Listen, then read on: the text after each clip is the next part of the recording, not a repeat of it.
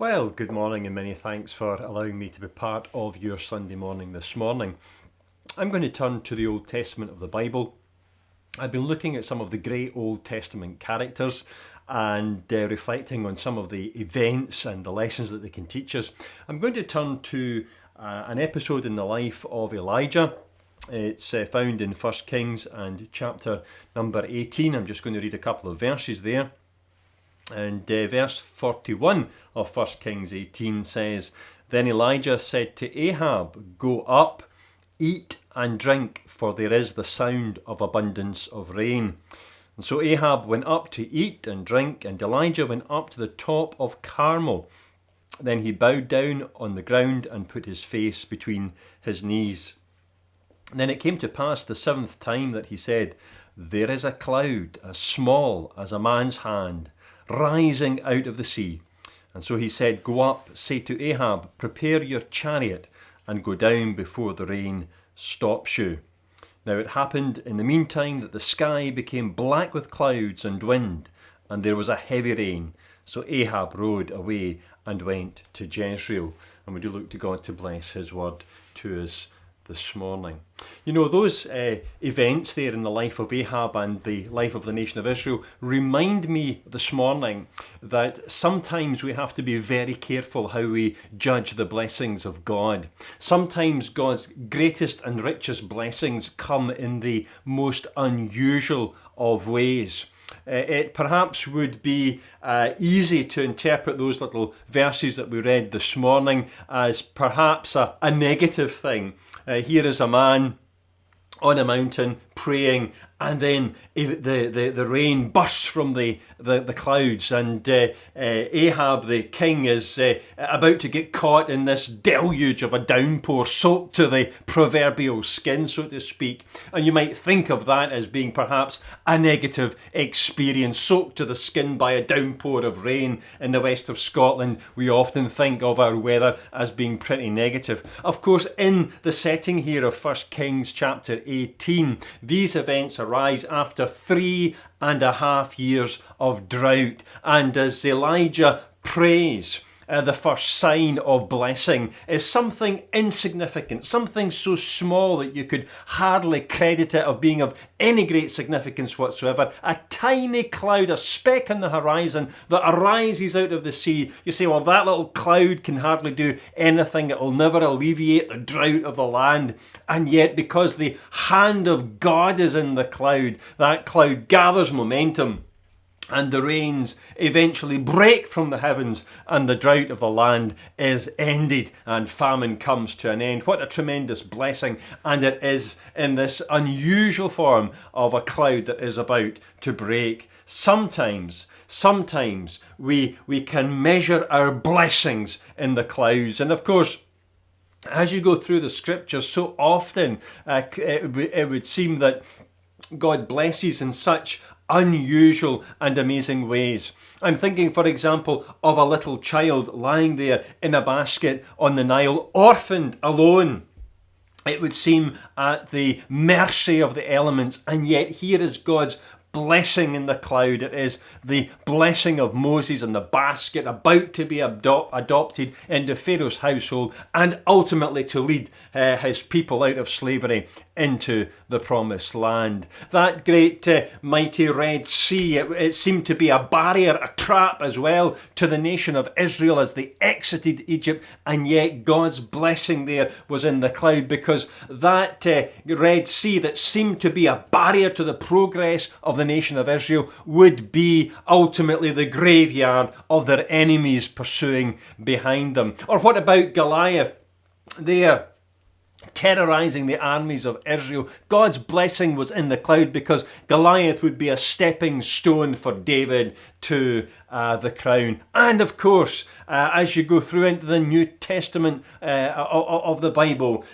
what good could possibly come out of a crucified Messiah? Have you not heard, said the disciples on the road to Emmaus, that the one that we had put all of our hopes and expectations in, he has been nailed to the cross? What blessing, what good could come out of such a tragic event? And yet, of course, for those that believe, he is blessed and bound up there in the events of Calvary, the nails, the crucifixion, the rejection, the betrayal of Jesus Christ was and is God's greatest plan of salvation. It is one sacrifice for sin forever. He, to those who believe, is indeed precious. Be very careful how you reflect upon your life, especially in the year that has gone by. Be very careful as you look back upon it that you don't misread the clouds, that you don't just see overshadowing you these deep, dark clouds that you might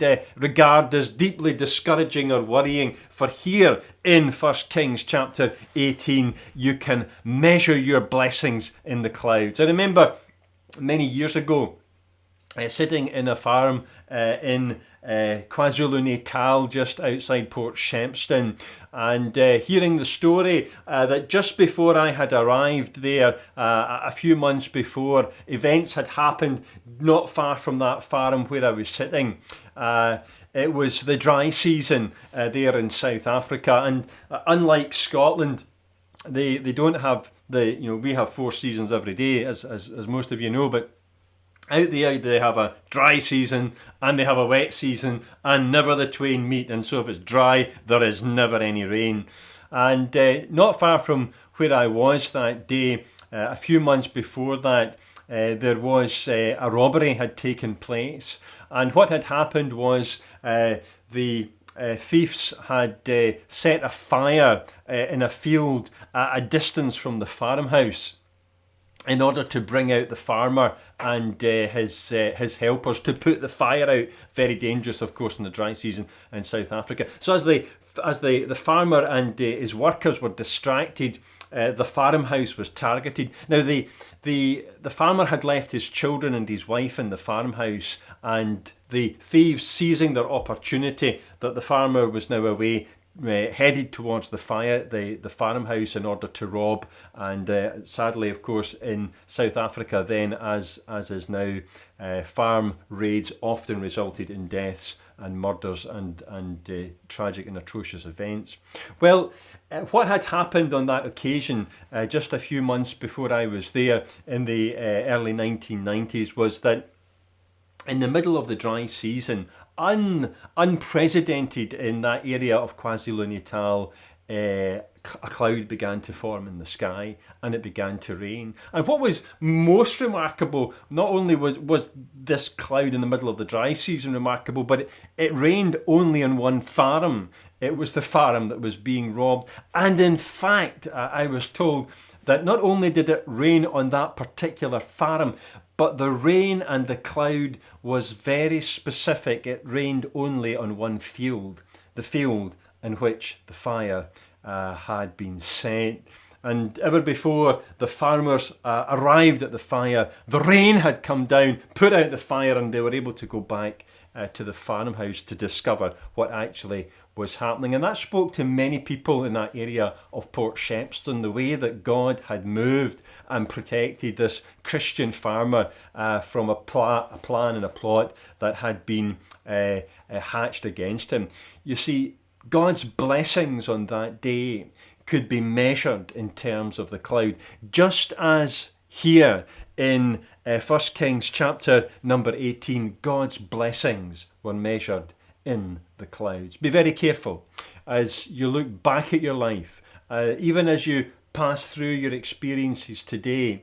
Be very careful that you don't put those experiences of life in the wrong box. We often categorize our life, good and evil, happy and sad, pleasant and unpleasant. And so often it is easy to miss the hand of God behind the scenes of our life. And so often it is in the sadness, the sorrow, and in the storm, of course, that God speaks most loudly. It was in the midst of the storm-tossed boat, you'll remember, that the disciples cried on the name of the Lord Jesus and discovered that he was able to calm the storm. It was in the midst of their sorrow and their sadness and their suffering that Mary and Martha saw the resurrection power of the Lord Jesus Christ as he raised Lazarus from the dead.